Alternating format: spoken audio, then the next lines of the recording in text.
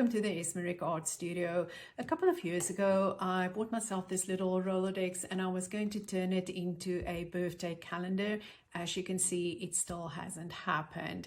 So yesterday I was going to do a couple of backgrounds in my journal, and as I opened the pages, that was about how far I have got. I couldn't think of one background that I want to do, and I was really stuck. I do a couple of backgrounds at the same time, and then when I want to work in my journal, I can just page through and see which one is working for me for that day. So back to the little Rolodex, I was thinking, oh, you know what? I still have this. Why don't I turn it into some kind of a technique text? And then when I can't think of anything to do, I can page through there and there will be absolutely something that sparked my interest. So I don't know if you have the same thing, that you sometimes look at a blank page and you really don't know where to start. So this is something I think that will really help all of us. If you have something like that, please write it in the comments. So first, I didn't really care for the blue, so what I've decided to do, rather than just painting it, I am going to use some metal tape with it. And I have already cut a couple of strips. And as for the sides, I will still decide what I'm going to do with them. I'm going to take out the pages that is in here. It is a very thin paper, so for what I want to do, I don't really think that is going to work. So I've gone ahead and I have cut with my silhouette some Rolodex cards. I just took one of these out and I redesigned it on the silhouette. If you don't have a Rolodex, you can just do a little card box with this. I think that will work very well as well. So I've cut some of the Rolodex papers. I've done some 2 UPOs, and I've done a couple of watercolors as well as mixed media. So yeah, let's get started and see where this project is going to take us. For today, it's definitely just going to be redoing the Rolodex itself.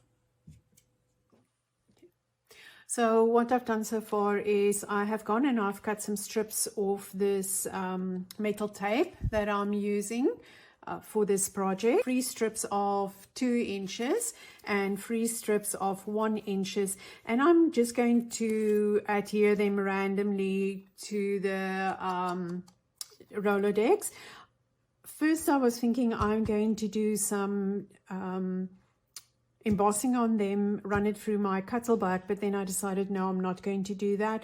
I am just going to use it as is, and I will do some decorations as I'm going along. So the next thing I did was I have started to remove all the papers, and this is the last couple of papers. Oh, that's a little bit too much. And this is the last that I'm going to remove. And I'm just going to put them aside. Cut this again into random sizes. I'm not really particularly thinking what I'm doing here. Remove these little, I guess it's feet things. Keep it from slipping around or moving around. And the next thing is I'm just going to start adhering the tape. Sometimes it is a little bit tricky to get them off the backing, but the nice thing is it's already, the adhesive is already on there, and makes it nice and easy to work with. Make sure that it does overlap. Every piece that I'm going to put on is going to overlap with the next one.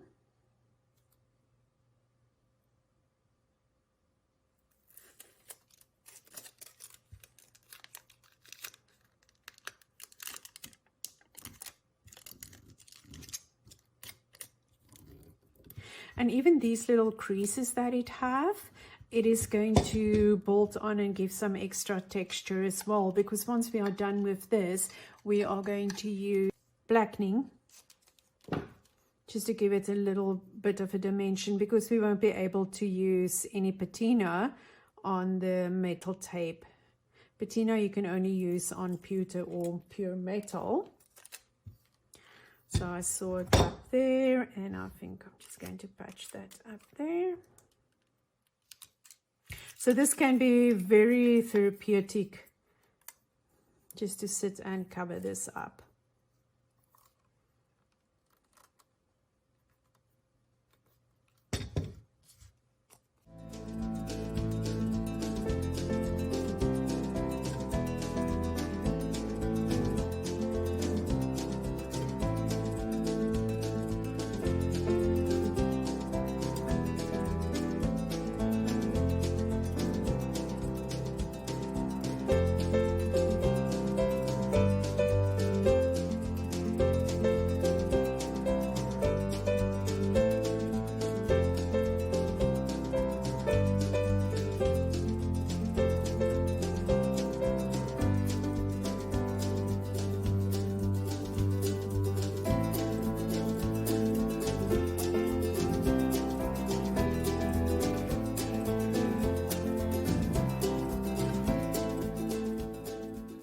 I'm going to use one of my metal embossing stylus, and I am just going to polish this down.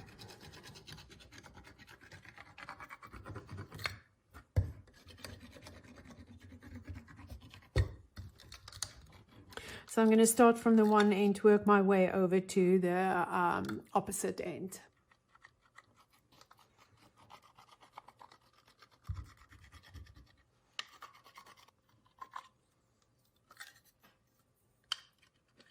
So the next thing you can do is you can use another stylus, and you can absolutely go in and put some more texture on there.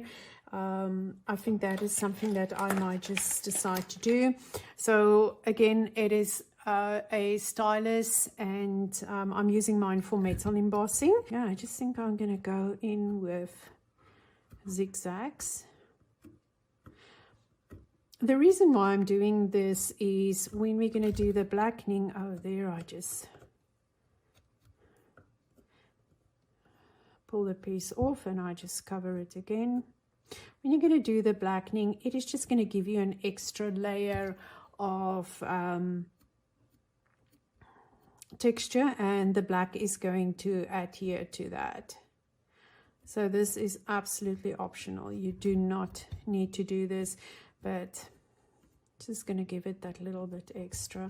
And I'm not really working at specifics. I'm just making some zigzags over here.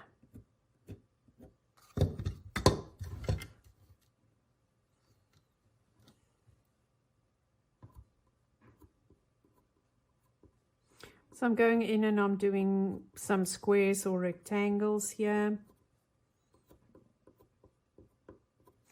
And I think I'm going to go in with a couple of circles. It is really just using your imagination and just make some marks.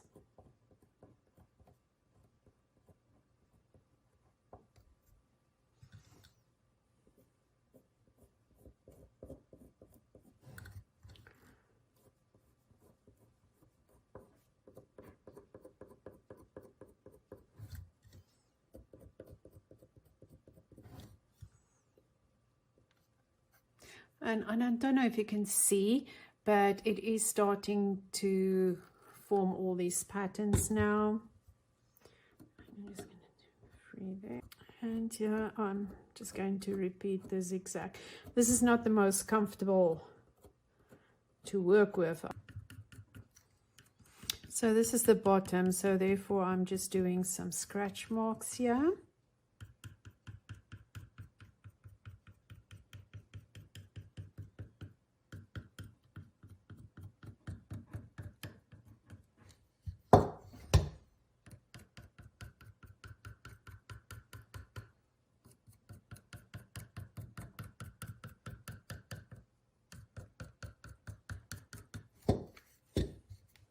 There you go.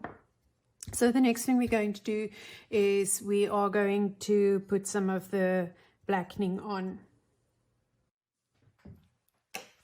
So I've gone ahead and put some gloves on. You have to use, for this, you need to use a permanent marker, but it needs to be water soluble or water based. So when you have something like this, which is a permanent marker and it is a solvent, you are not going to be able to wipe it off. So please just make sure that whatever you use, it is a water-based marker. So next thing is we're going to start from one end and we're literally just going to color this in.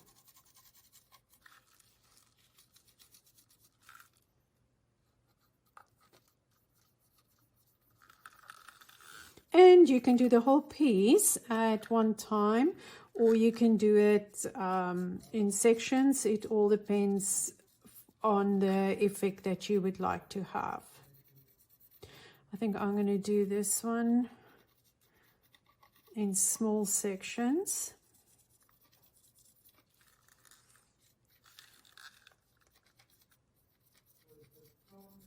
So once you have colored these in like this, the next thing you're going to do is you are going to remove it.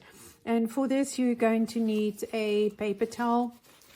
You can also use a soft cloth, but I tend to reuse mine over and over and over again until they are really full fit. I just threw one out the other day, so that's why I'm starting with a new one.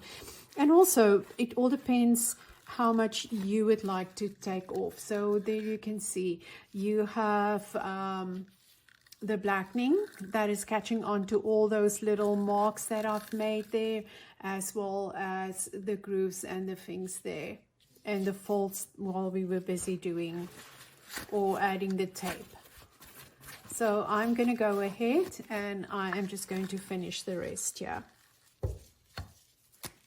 This is the last stretch that I'm going to do. And I think I did mention before that it all depends on yourself, the look you want to have or you prefer, how much of the black you would like to remove.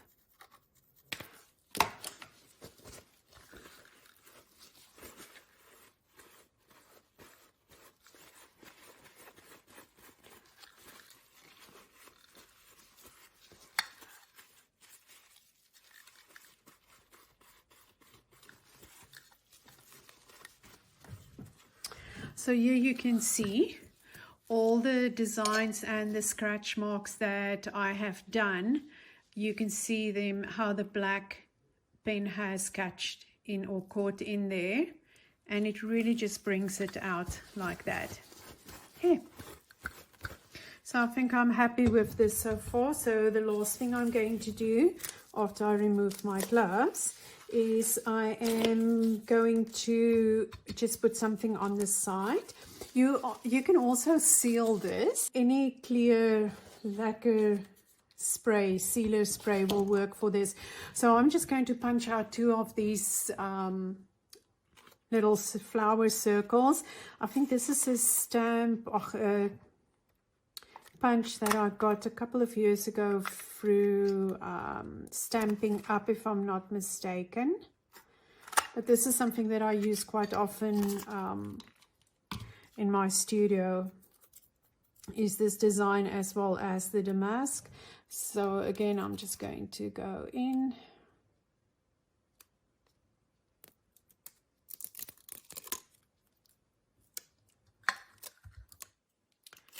And I'm going to cover that up. So these ones I do in bulk. I do quite a few of them at a time, and then I just do the blackening on them and have them ready in strips for when I use them, or for when I need them actually.